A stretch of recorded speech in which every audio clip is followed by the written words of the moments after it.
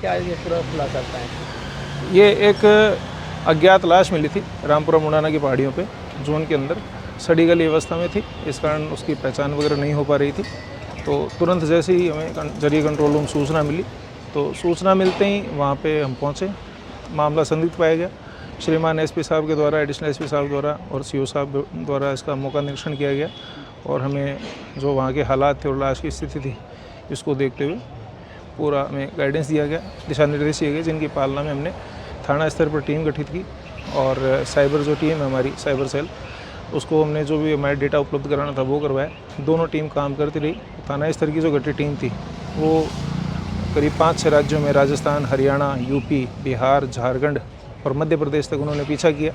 करीब 7-7.5 हज़ार किलोमीटर पीछे चले और 250-300 के आसपास सीसीटीवी फुटेज उन्होंने फॉलो किए और उनके लगभग जो रिश्तेदार थे, 40 से अधिक परिवार चिन्हित करके उनके जो रिश्तेदार थे उन पे लगातार निगरानी रखी, भेष बदल के लगातार आसूचना संकलन किया, क्योंकि मुलजिमों को पता लग गया था कि पुलिस पीछे, तो वो लगातार फरार चल रहे थे। और टीम ने अथक प्रयास किए, उच्च अधिकारियों को आलात अर्ज किए, उनसे जो दिशा निर्देश मिले उनकी पालना में कार्रवाई करते रहे। अंत बिहार में इसको डिटेन कर लिया गया।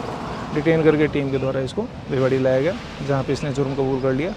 जो मुस्कान नाम था मृतका का, उसके सिर पे पत्थर मारकर इसकी हत्या कर दी गई थी और शव को जंगली जानवर की मांद के आगे डाल दिया गया था ताकि जानवर खा जाए और लाश खुर्द-बुर्द हो जाए। 5-7 दिन पुरानी लाश हमें मिली, तब तक ये सड़ गल चुकी थी। तो ये बड़ी चुनौती थी कि भिवाड़ी की जो पहाड़ियों में अज्ञात लाश मिली है, उसका मामला कैसे सुलझाया जाए। इसकी जो माँ है खातून, उसने मुकदमा दर्ज कराया था और ये जो लड़की है वो काफ़ी परेशान थी।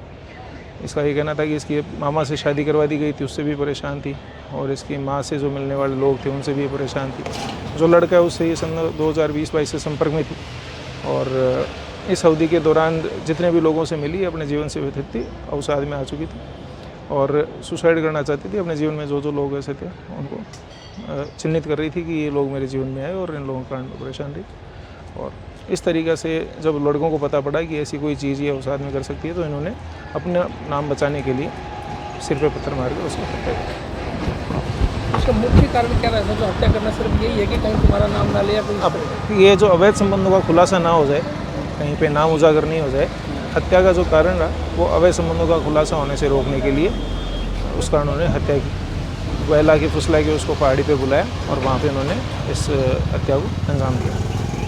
तो ये आरोपी कहाँ का रहने वाला है और कितने दिनों से भिवाड़ी में रहा?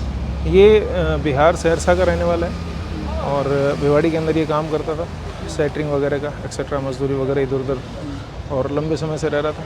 और इसी दौरान ये भिवाड़ी में जो मृतका है और उसकी माँ है वो भी यहाँ पे माइग्रेंट ही है, तो संपर्क में आ गए थे ये लोग और उसके बाद में भाग गया। जब हत्या करने के बाद में हमारी जो टीम है इसमें specific ASI Rajkumar, ASI Ramniwas, constable Praveen, constable ASI Praveen और constable Rajendra, head constable Dharamveer और साइबर सेल से रजत और विनीत, इन्होंने बहुत अच्छी मेहनत करी और लगातार उच्च अधिकारियों के मार्गदर्शन में बारीक से बारीक सबूत दर सबूत को जोड़ते हुए इसका खुलासा किया।